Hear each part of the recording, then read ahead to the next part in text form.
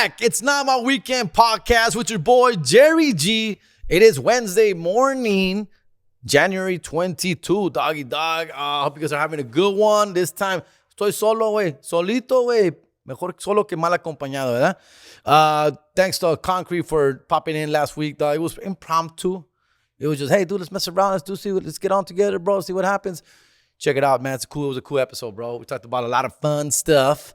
Sex dolls, y que la chingada, technology, and what we miss about being single, dog. And there's a lot, fool. A lot more. The more I thought about it driving home that day, a lot, fool. Nah, we chingue somebody.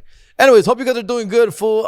Happy to be back, dog. Miss you guys, dog. Miss you guys. We're getting back into rhythm here, fool. All right, we're getting back into rhythm little by little. I'm coming out here to Tres Studios in Santa Clarita, California.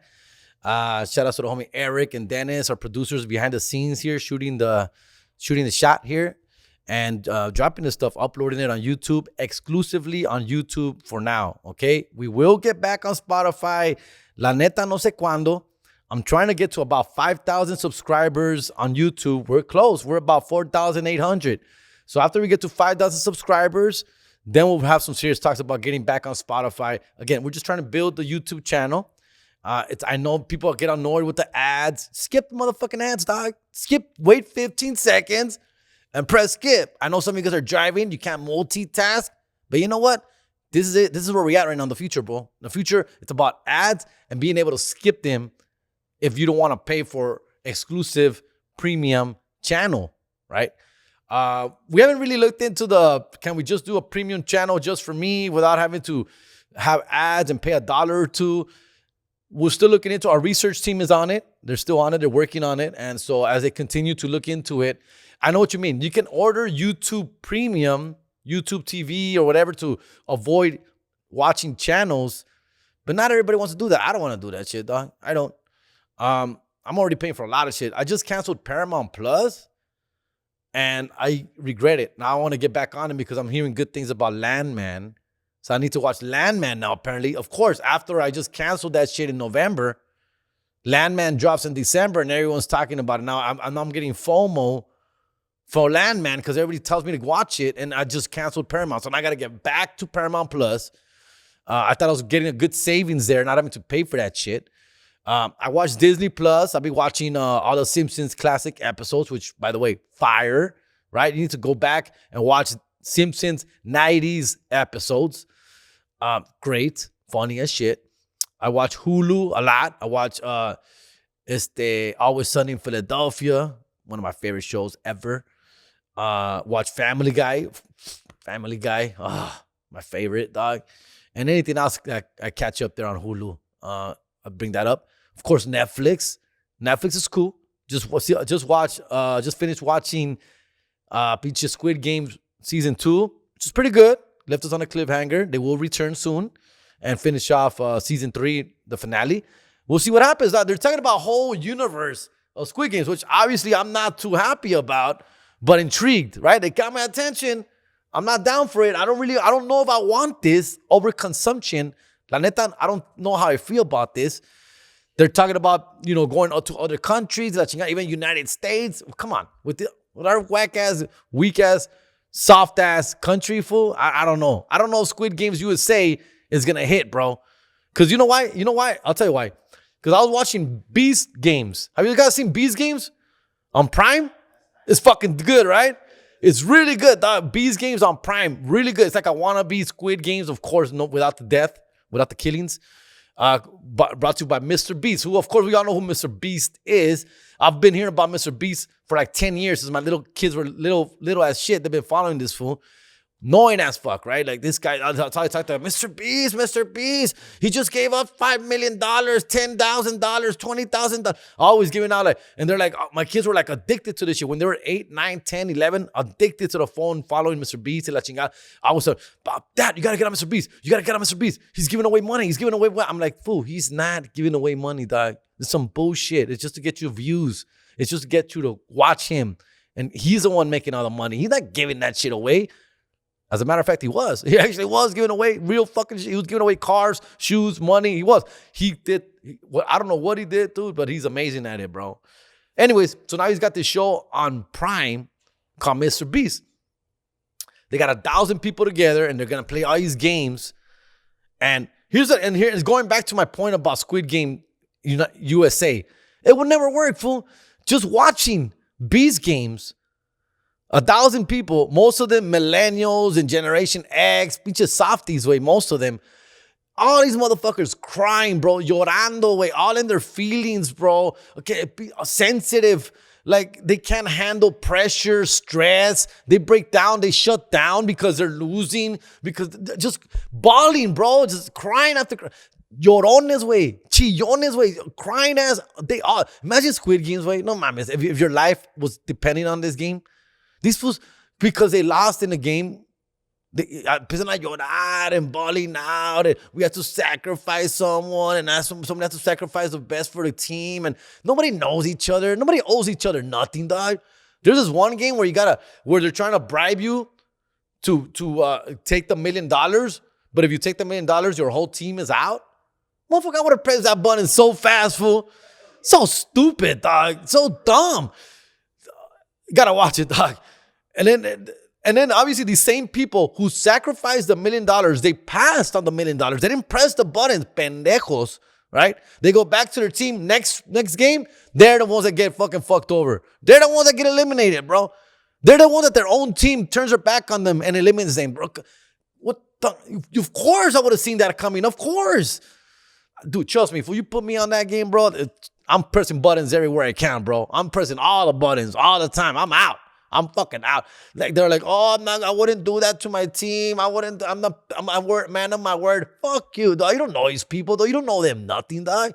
Fuck these people. Anyways, these games, really good. I was against watching it. I didn't want to see it. I was like, I had nothing to watch. My son's like, my little one, Dad, let's watch Beats games. I'm like, come on, bro. Get the hell out of here. Get out of here. Go. I know football season's over, dog, but we don't spend that much time together anymore, dog. Go do your thing, bro. Go. Like, no, Dad, let's watch Beats. Okay, all right, fine. Put it on. One episode, fool. I'll give you one episode. That one episode was amazing. Great. Got me hooked. I'm on episode 3 right now, fool. Really good. Really good, bro. Props. So that's what I'm watching right now. Prime, of course. You have to have Prime. Which, by the way, Prime sneaking up on you on those charges, right? Remember when Prime was $100, dog, a year? $99 subscription, which included Prime Video, Prime purchasing, Prime shipping, right? Prime toda la madre, güey. Now, $175, bro, annually, dog. That shit sneaks up on you quick, bro. Because we've all been on Prime since day one. A lot of us, most of us has been paying for Prime since forever because of the shipping. Free shipping, dog. Pero ya se están cogiendo bien bonito, güey. Bien bonito. So I got to keep Prime. I ain't going nowhere. Disney, I can't give up on Disney, bro. And honestly, my rest of my family, extended family, depends on me for Disney. My sisters, who's got little kids, I give her my Disney.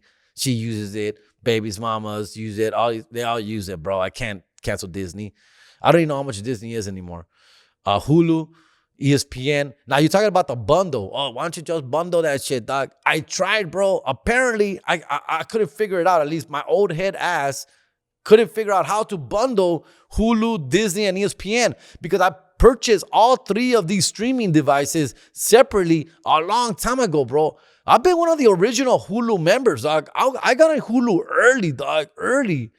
And now I try to bundle my shit, and they're like, you can't do that, bro. You already got Hulu.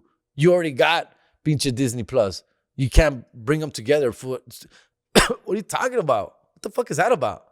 That's messed up, fool. I'm an OG member of Disney. I mean, on Disney, I was in day one Disney. I was all in. I was excited about Disney Plus, dog. Simpsons episodes, every Marvel movie, Marvel original series, every Disney movie, Pixar movie, I was all in, dog. All in. And I still like Disney. It's pretty cool. I also pay for Apple TV. I'm not watching anything on Apple TV. If you have anything for me to recommend on Apple TV, please do so. Let me know, because I've been paying for Apple TV and I don't know what to watch on that shit, dog. What else I got? I just canceled Paramount Plus. I've got, I think that's it, fool. I'm sure I got the other ones, dog. Peacock. I've got Peacock, of course, without commercials. I'm not paying. I pay for Peacock. I think that's it, bro. So, yeah, it's a lot of shit, man. A lot of stuff. Let me know what you want. I've been watching that. Squid Games 2. I'm watching Pinche 8. I'm watching right now Walking Dead with my kids and my teenagers. Season 1, dog. Taking it back to Rick Grimes. Coral! Hey, fool. Walking Dead was the shit back in the day, bro. It just took a big old dump about season 5. Ya valió verga, but I'm back on it. All right. Should be a good one, bro. I got a couple listener questions, comments. Keep them coming. Last week's episode was with Concrete once again. That was cool feedback. Check it out. It'll also drop on his format on his channel. So hopefully we get some more people there, fool. With that said, we do have some shows coming up. Myself, I'll have Covina Laugh Factory February 7th and 8th. It's also my birthday weekend, dog. Basically, because my birthday's Sunday, February 2nd. El 2 de febrero, el Día de la Candelaria, Día de los Tamales. It's my birthday, February 2nd. So like in a week and a half, bro. Then after that, we're going to be at the Covina Laugh Factory celebrating with you guys. Get your tickets ASAP. Covina Laugh Factory, your boy. Let's go. All right. After that, we got a bunch of dates coming up with the guys with Dunos and Concrete. We're coming back together. 2025 edition, Perritos World Tour. And we got Riverside, California, March 8th. Pittsburgh, California, March 14th. Modesto, California, March 15th. Milwaukee, Wisconsin, March 26th. Chicago, Illinois, March 27th through the 29th. Tampa, Florida, April 29th. Miami, Florida, April 30th. We just added Brea, May 1 through 2. We also got Oxnard. We got San Jose in the books. Phoenix in the books. Bunch of dates coming up. I got it. It's all on my link tree. Go to comedianjerrygarcia.com or my link tree, comedian Jerry Garcia, Jerry G, whatever that is, right? Get your tickets there, fool. I'm excited about 2025. We started off a little slow. The fire slowed shit down for us, dog. But we're coming up from the ashes like the Phoenix. And we're getting back out to get back on work, back to work again, all right? So excited, bro. Excited. We're about to drop Matt's Included. Finishing editing on that. The Concrete's little pilot that we shot. Matt's Included should be coming out soon. Horchata with oat milk. ¿Quién sabe, compa? ¿Quién sabe, güey? No news on horchata right now with oat milk. I know it's up there somewhere. Hopefully someone's messing with it still. Just doing tweaks to it. I have no idea where we're going to go, fool, but we'll see what happens, fool. All right?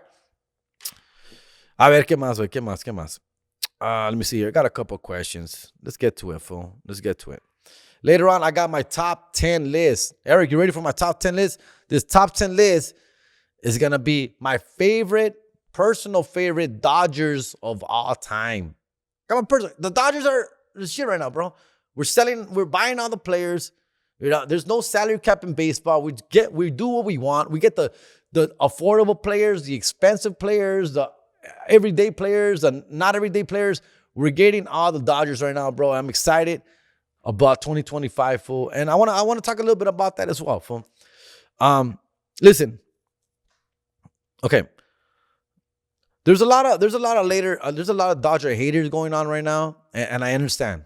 I feel you. I get that, bro. I was once that guy, okay? I remember seeing the Yankees in the 90s buying up all the players, all my favorite players, Daryl Strawberry, Gary Sheffield. You know, they would get all the players, bro. And I'll be pretty upset about that, bro. Back in the 90s, the Dodgers were pretty much a mom and pop owned team, right? So we didn't have those luxuries. That changed somewhere in the 2000s, right? Look, listen. The Dodgers right now, the Dodgers are like a girl who was in a really bad relationship.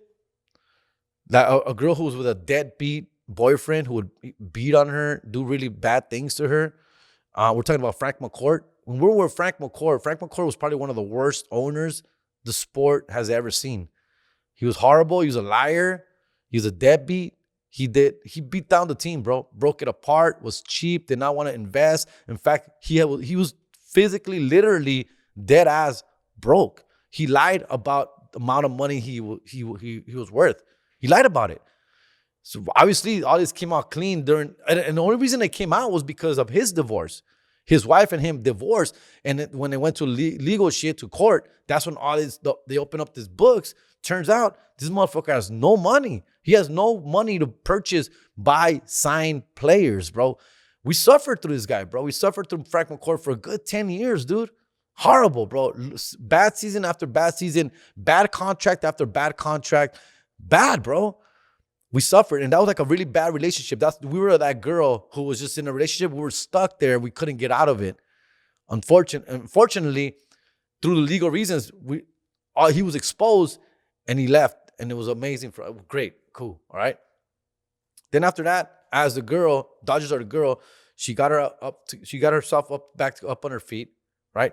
And kept back out and got herself back out there again, right? New ownership, dating a rich guy, great, back on her feet. And now we put ourselves back out there, and we're in the World Series for our first time ever since 1988, 2017, right? We make it to the World Series. She makes it to the World Series, and she gets cheated on. She gets cheated on basically at the altar, bro, by the Houston Astros. The Houston Astros just snatch this beautiful dream that we have put together. We put ourselves up. We're back, feeling ourselves, feeling good about ourselves, putting everything in the past and moving forward, doing everything right, making the right moves, building the right team, making it up to the altar, dog, and we get cheated on by the Houston Astros, bro, and we lose. And we get gutted again. And then we fall. But yeah, guess what? We're not going to let this one down. We've been down this road before. We picked ourselves up next year, and we stumbled back up to the altar one more time in 2018. But guess what? This time that team was better than us. The Boston Red Sox was a better team, better prepared. And we weren't ready to get married. We weren't ready. We had to slow down a little bit, take a little step back. And you know what? Let's pause and let's just, hey, we weren't ready for this, man. We weren't ready for a ring. Okay? 2018. So then once again, now we have to find ourselves again, build ourselves up again, dog. And we're throughout this time, we're being successful. We still have a job. We're making good money. We're working on ourselves. We're going to the gym. We're physically looking better, dog. And we're there. We're constantly there. Eyes are on us. People are watching. People are paying attention to the Dodgers. And they're expecting big things from us because look at us. Look how beautiful we look. We look amazing. And we have confidence. And we look, we're out there. But for some reason or another, we weren't getting the ring. We weren't. We were just a bridesmaid, never the bride. Until 2020 came.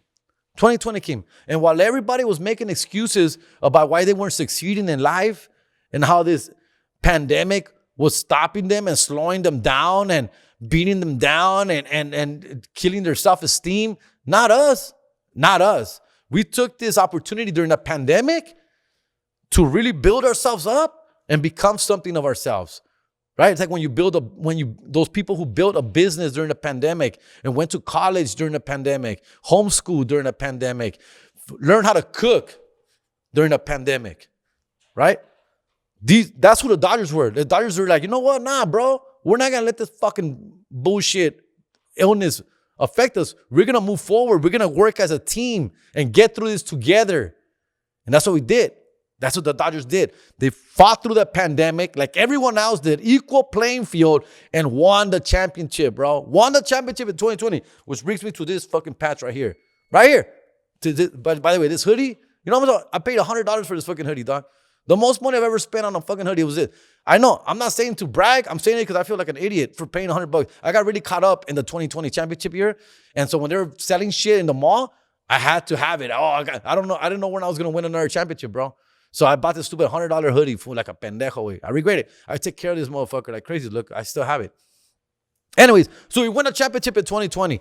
Dodgers, finally, 2020. But yeah, people are like, that doesn't count. That doesn't count. We were home. We didn't have a parade. You couldn't do shit. It wasn't fair. People were sick. People weren't feeling good. Like that's whatever, dog. So you know what? We said, okay, dog, we're gonna stay relevant. And we're going to keep this championship. We're going to appreciate this championship. We're going to cherish this championship. But you know what? We're not going to stop here. We're not going to be content. We're going to keep moving. All right? Now it's 2021, 2022, 2023. New ownership, great boyfriend, a supportive partner that is say, you know what, babe? Whatever you want. Lo que quieras, agárralo. Cómpratelo. Get it. And we did. Get Freddie Freeman. Get Mookie Betts, way. We're getting all the players. Finally, a supportive, productive family. And then the big one comes, right? And we're 2021, 2022, we're losing in the playoffs, dog. And it happens. We're putting ourselves out there. We're dating again. We're trying to get it, we're trying to get ourselves right here. We're seeing people, we're falling short. We're falling short, dog. We're disappointing ourselves. We stumble like any person would. We stumble. 2021, 2022, 2023, then 2024 comes, dog. There, yeah. Here comes Mr. Ohtani, bro. Finally free from his bad relationship, from his toxicity. He finally gets to say bye to his fucking piece of shit boyfriend, Artie Moreno. And now he's a free man single. And now we're single too. We're excited of what's coming up. We get with Ohtani, bro. And the rest is history, dog. 2024. Okay? Now, 2025, we have the rings. We have 2 rings. We're the champions. We're not going to settle. We're not going to stop there. We're not going to slow down, bro. We're not going to now we want more, bro. We want to establish ourselves as a real, like a foundation of winning, right? Like a business. Now that I have the perfect couple, my perfect person next to me, there's no stopping me, bro. Now that I have Ohtani and the Guggenheim group and the ownership, fucking everybody supporting us, now we have this straight structure. Why are we going to slow down? Why? We're going to go get what we want. We're going to go try and get what we want, fool. And what I'm trying to tell you is that it all starts here, fool. It's a struggle. It wasn't easy for us, fool. It hasn't been. We've only won 2 championships in the last 30, 40 years, bro. We want more. We want more, dog. It's that simple. Okay? And we're setting the stage for that. Because we want it, bro. Now, with all that said, there's also 31 other teams out there. And they can all do the same thing. The same structure, you can literally hack it, cheat it. It's a cheat code that any organization can use. The problem is that all these other owners are cheap asses, fool. They're really tight ass cheap asses who, by the way, let me tell you, fool, there's shared revenue in baseball. Shared revenue, which means all the money from merchandising, get from TV, from ESPN, from all these events, all-star games, they all share it. All the owners share it. It doesn't just go to the Dodgers. It's split evenly. So they're all rich, bro. They're all making money. But guess what? Other owners are like, bro, I'm going to keep this pot, bro. Why am I going to share it? I'm keeping my fucking split. I'm not going to use it on players, bro. That's the bullshit. And that's what you people, fans of other teams gotta do, bro. You gotta let your owners know that this is bullshit and unacceptable because they have the money. They may not have the billions of billions, but they have the millions of millions enough to sign players that can make an impact.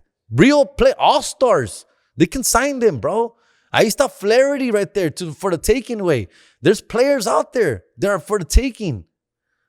Sign them. Why? Why not? And not only that, bro, it also starts from the minor leagues, baseball minor leagues, fool, the farm system, the kids, the draft. It starts there, bro. You got to develop these fools, dog. They don't put enough attention to their draft, to their farm system. That needs to get done too, compa. And it's not. Okay? I wasn't supposed to get onto this whole rant, fool. My whole rant was here about I got 10 favorite Dodgers, fool, and I want to share them. And these are my favorite 10 Dodgers, bro. Okay, they're not going to be yours, but they're mine. Also, I'm an old head. I'm turning 44 years old this couple weeks. So I grew up in the 90s, literally, bro, watching KTLA, Channel 5, Vince Scully, Dodger road games, and then finally get cable later on when I'm 12, 13. I got cable. I get to watch some of the home games. But usually I was just watching the road games. Those are the ones they showed on TV, on regular TV, most of the time for free. You want to watch home games, you got to get the cable, right? Prime Ticket, que la chingada, right? Sportsnet, you have to watch that, right? So, anyways, different times. All right. Before we get to our top 10, I want to... Jerry. What's up? Hey, can you start over about the Dodgers? I didn't catch all that. Oh, you didn't get that? In a nutshell, I know it's a long rant, and we're gonna cut this up and make it into like a little quick little reel, bro. Because there's a lot of meat there. I know, and we're gonna get to it, bro. All right. I'm passionate for when it comes to baseball, sports in general. Football, we had a great weekend of football. Shout out to the Rams who they hung in there, bro, and they should have won that game. They really should have. Se les escapó ese pinche partido, güey. They could have won that game, unfortunately. Look, I'm a Raider fan, Raider for life. Unfortunately, there's not much to cheer about or to be optimistic about. Hopefully, we'll get there after maybe this draft is the first step towards that. We'll see. And who we even hire. We just lost Ben Johnson to the Bears. We're hoping to get him. That's not happening. We got Tom Brady now on the Raiders ownership group. Hopefully that helps. We'll see. Quien sabe, güey. Raiders have just been shooting themselves in the foot for a long time, and it sucks. And it sucks to be a part of that, bro. But I still of course, I'm still going to cheer for them. But I'm also an LA fan, bro. Obviously, bro, till I die, homie.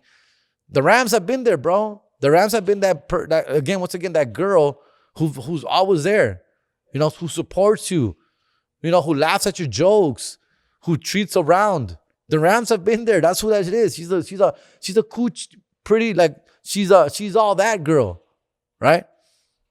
With the glasses on and with her hair in a ponytail. Just the Rams, you know, take the glasses off and put her hair loose. The Rams are dope. The Rams are beautiful. And I like the Rams. I do. I'll back them up. My kids like the Rams, bro. They don't know about Raiders in LA. They know about Rams in LA. All right? I'll support the Rams. They're my number 2 team. And it's becoming 1A and 1B.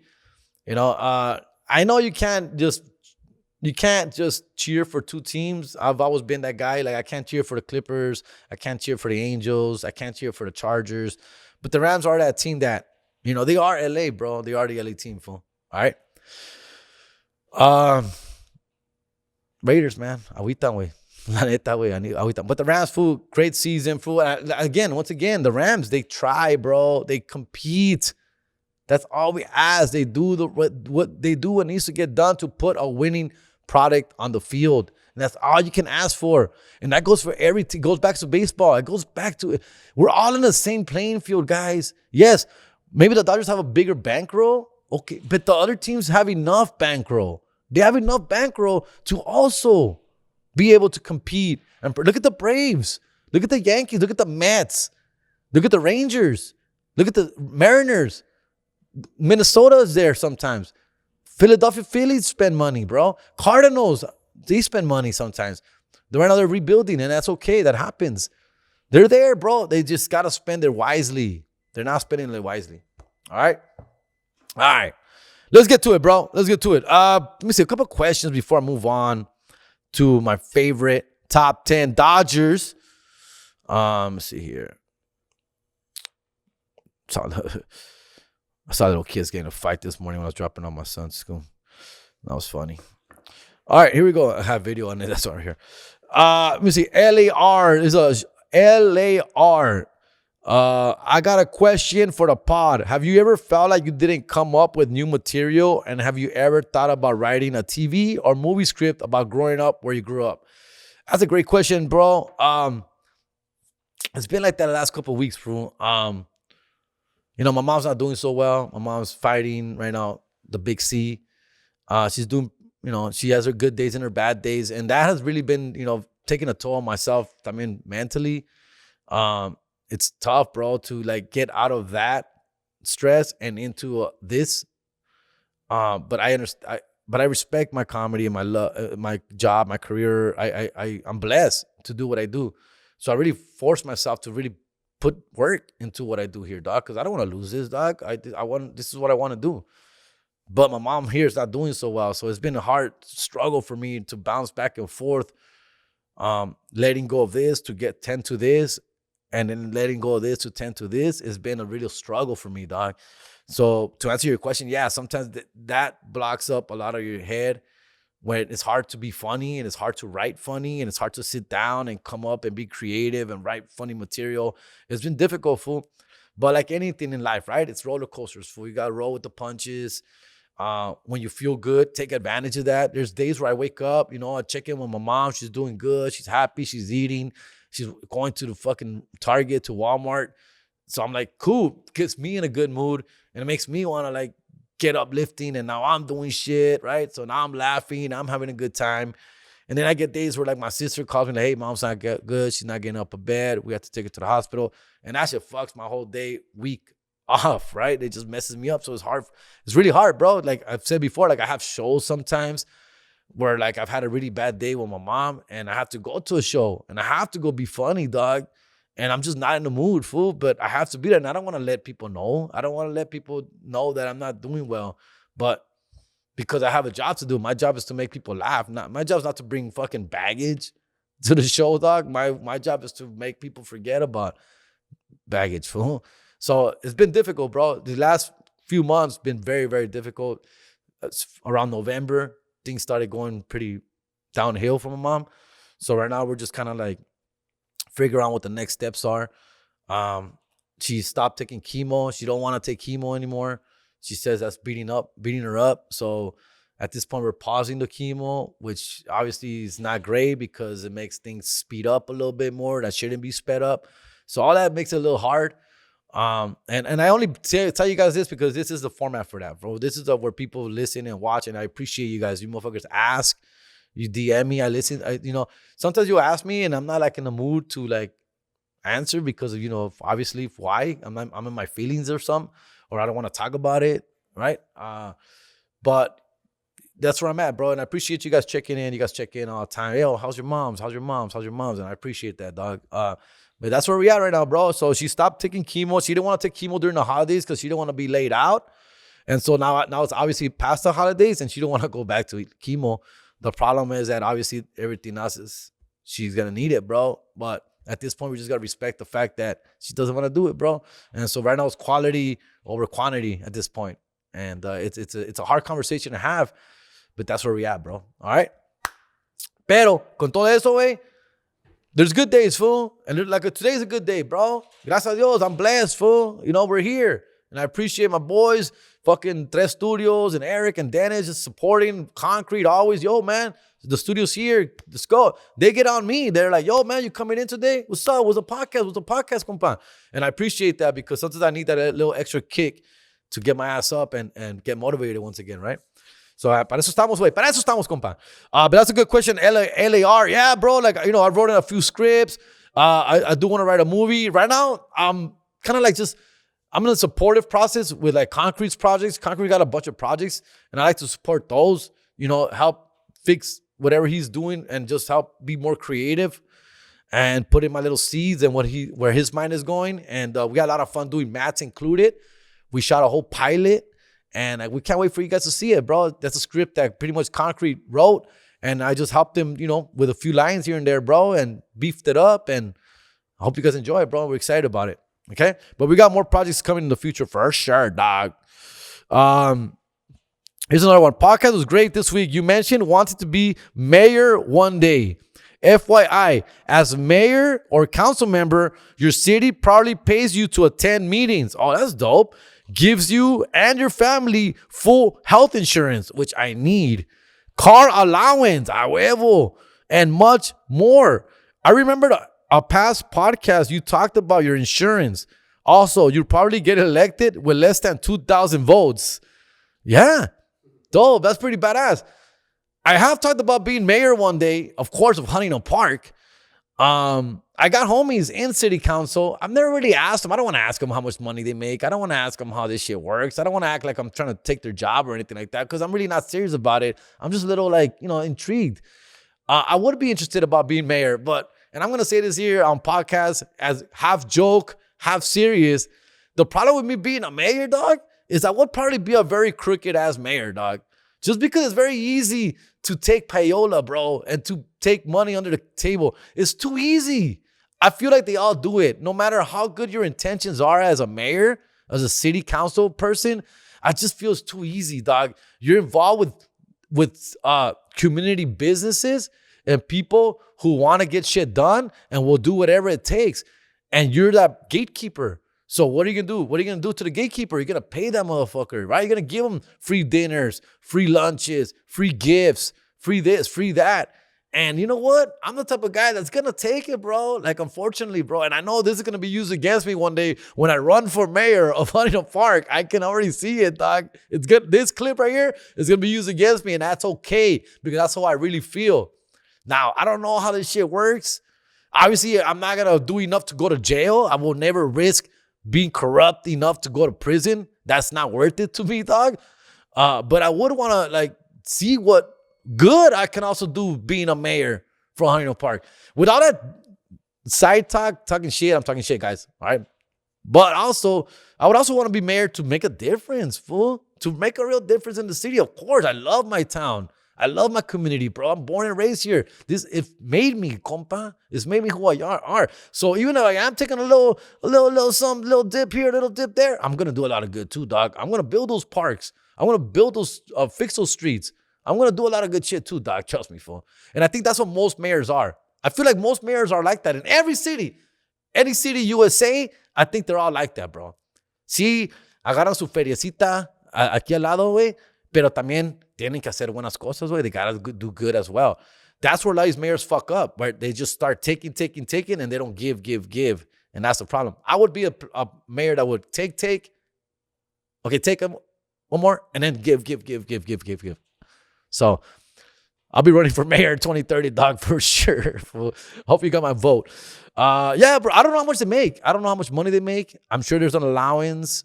I don't know if this is their full-time gig. I don't know if they got side gigs. I don't know. I have no idea, but I would love to. I also worked for Woodcraft Rangers after school program for a long time. For almost 20 years. And I'm very, like, I'm very proud of that after school program.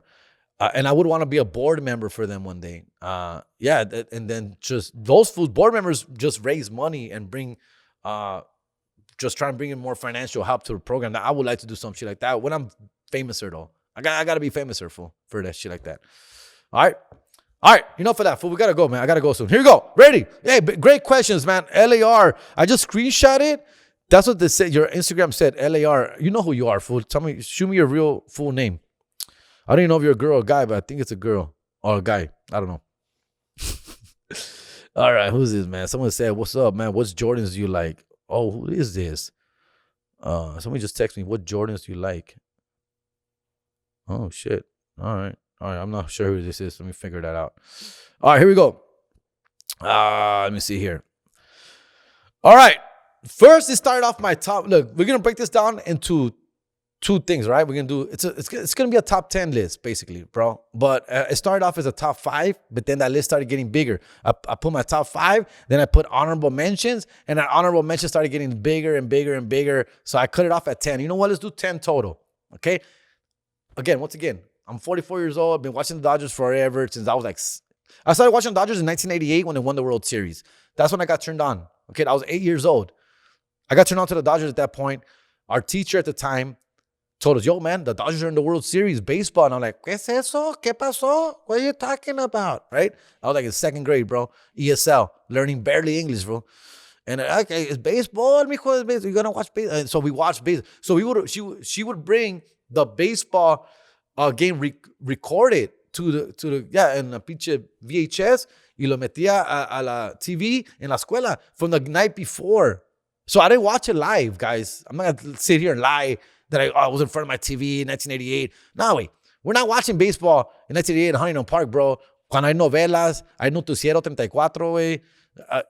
No, we're not going to watch baseball. We're going to watch novelas, güey. So now I get introduced to this in school, and I fall in love with it, bro. I fall in love with it. We watched all the games, fool. I was hooked. Then next year I'm 9. Dodgers are 1989, and I thought the Dodgers were going to win a World Series again, and we never did again. Okay. So these are my favorite players. Here we go. Number 10. 1, 2, 3, 4, 5. Yeah. Number 10. Manny Ramirez. Manny Ramirez was a great Dodger for a short period of time, right? The reason Manny Ramirez was one of my favorite Dodgers, was because he brought relevancy back to the team. We're doing pretty good, pretty middle of the pack, sneaking into the playoffs. But we needed an all-star. We needed a superstar on our lineup. And Manny Ramirez was that guy. Yeah, he was already probably 34 years old at that time. A little over the hill. In trouble with steroids y la chingada way. But you know what? We thought if he's clean and if he comes here with a fresh start and gives us a team a boost, we could go really far. And we did. We went really far thanks to him, bro. We made it to the playoffs. We got knocked out in the playoffs. But Manny did his thing. And he brought this basically a steroid to the team, literally and illiterally. He brought that impact to the team for a short period of time. Manny Ramirez, he only played like 3 years for us, bro. Great years, Manny Ramirez. Thank you. Next is Russell Martin, back catcher. Catcher Russell Martin. Remember Russell Martin? That's number 9. We did not appreciate Russell Martin as much as we should have, man. Russell Martin was going to be a great catcher, and he was. He played his whole rookie contract with us, but then when it was time for us to pay him, we didn't, and we let him walk. And I believe he went to the Blue Jays. And I believe that was a really big mistake for us, dude. Russell Martin had a great career after the Dodgers. Great years with Toronto, with Pittsburgh, and everywhere he went, he made a real impact with leadership, bat, and defense. And I think we missed out on the better years of Russell Martin. We should have kept him a little longer. We should have given him the extension that he needed. I think we felt that there was better catchers in the farm system and coming up, and they also kind of didn't see greatness in him. Maybe he's not like Hall of Fame greatness, but he was all-star greatness, bro. And we are really, I think we let him go a little too early. My next one is Jose Offerman, number 8. Remember Jose Offerman? Shortstop, Dodgers, 1990. This guy was supposed to be the next greatest thing, bro. He was supposed to be the big deal for baseball. Super hyped. Jose Offerman at shortstop. He was going to be our future, our leader, our superstar. He never quite came to be, but when he did play, he was pretty good, bro. He was fun. He actually hit a home run on his first at bat as a Dodger, and I'll never forget that, bro. I remember seeing that game on TV. Jose Offerman. I was so excited about him. His career fizzled away after a while, dog. He was not who we thought he was gonna be, unfortunately. But he was fun to watch, and he was cool, man. I liked him as a kid. I was 11 years old. I was excited for Jose Offerman. Had his rookie card. I was all in on Jose Offerman, dog. Number 7, Mark Grudzielanek. Remember Mark Grudzielanek, bro? Mid-90s, second baseman.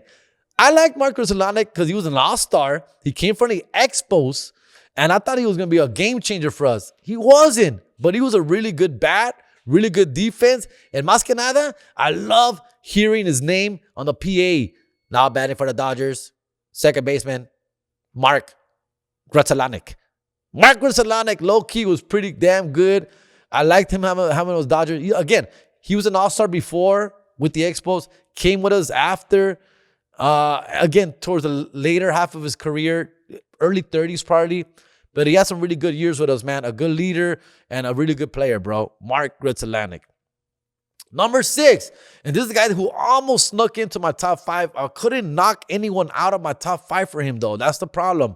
But at number 6, I have Gary Sheffield. Remember Gary Sheffield, dog? Mid-90s, right field, left field, and a bomb-ass bat, bro. With the sweetest, prettiest bat. You could, with the little bat jiggle, the bat wiggle, which I still do today at my batting cages, bro. When I get the batting cages, it's all Gary Sheffield for me, compa. It's all make that bat dance a little bit, compa. That's all me, fool. Gary Sheffield, prettiest swing, prettiest bat, bro. We got him through the trade of Mike Piazza, unfortunately, right? So it was really bad to see Mike Piazza go, but we got Gary Sheffield in return and a bunch of other whack Charles Johnson and whack-ass players. But Gary Sheffield was dope, and he played very well for us. He made an all-star. He hit over 30 home runs. But once again, he only played a few seasons for us, dog. I think 2 seasons, maybe 3. He wanted a big contract. He wanted a $100 million contract back in the 90s. And once again, at those times, in those years, we're a mom and pop shop. You know, we're not a big bankroll, compa. So we had to let him walk. Same reason Mike Piazza was traded, because he needed a big contract, unfortunately. So we've been there. We've been there, Cincinnati Reds. We've been there, Pittsburgh Pirates. We've been there. So no se hagan, okay? We've also been small cap, bro. We have. But now we're taking advantage. Gary Sheffield, dude. All-star, dope. Hey, man. It was really sad to see Mike Piazza go, but it was really a pleasure to have Gary Sheffield in a Dodger uniform for about a year and a half or two. But it was fun.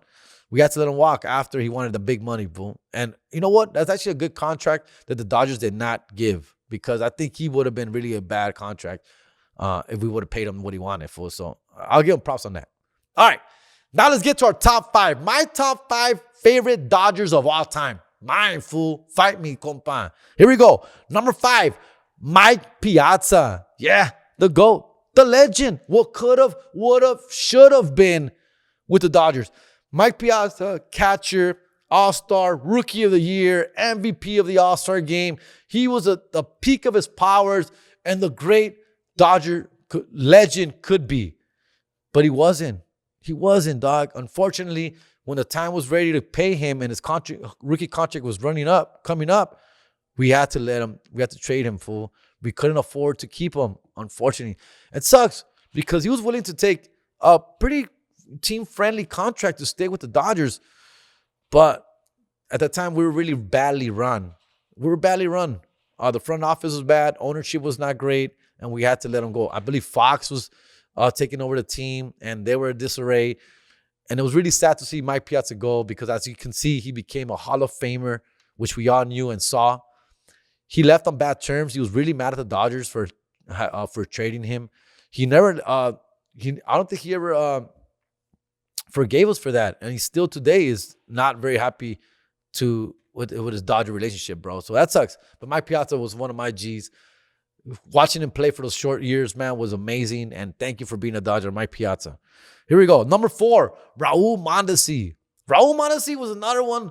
Should have, would have, could have. Rookie of the Year.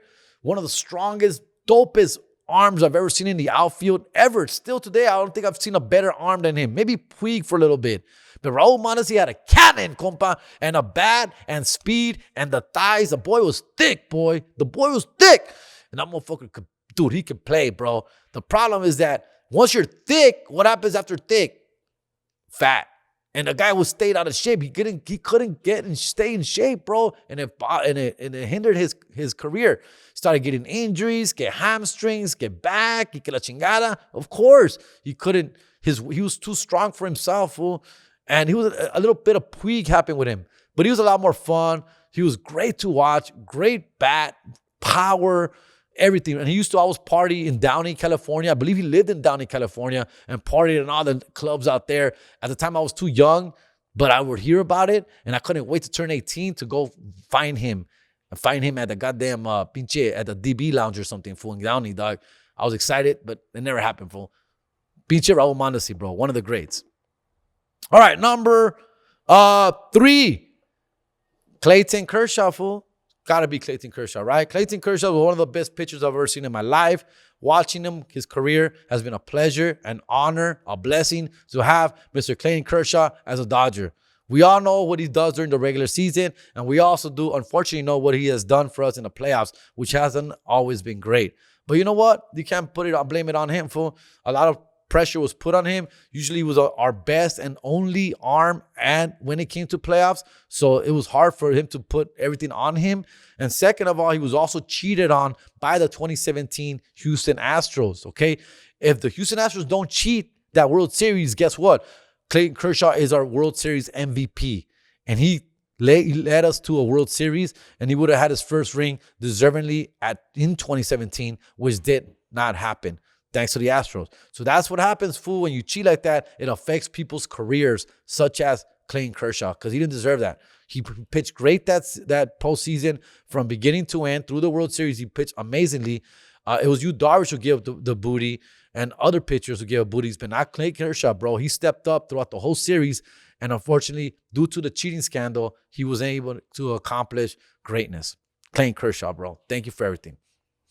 Number 2, one of my personal favorites. I actually own his team worn jersey, Rafael Furcal. Remember Rafael Furcal? Early 2000s shortstop, bro. I've always been infatuated with shortstops. I'm a big shortstop guy. I always wanted to be a shortstop, right? So Rafael Furcal, when he came from I believe the Atlanta Braves, he showed up. I think he got signed, not traded. But when he played for us, he played with us very well. leadoff hitter, power, speed, defense, compa. Number 15, Rafael Furcal was greatness, bro. Unfortunately, same thing. We had to let him go. We didn't want to re-sign him. We didn't want to pay him what he deserved. We had to let him walk, and we actually traded him to the St. Louis Cardinals, where he went on to win a World Series with them. That one hurt, bro. I believe that was 2013. Might be wrong on that. My timeline might be off. But Rafael Furcal, while he was with us, he was a great leader. I love watching him play.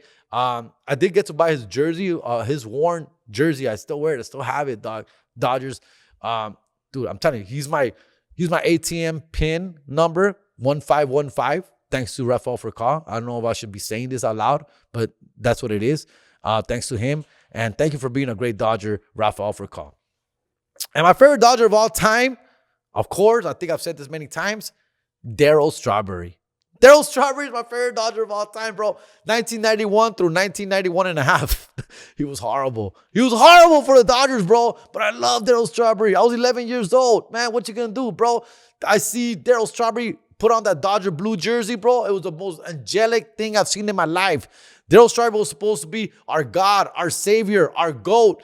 Never came to be. Had one good season. Signed a 6-year contract for $130 million.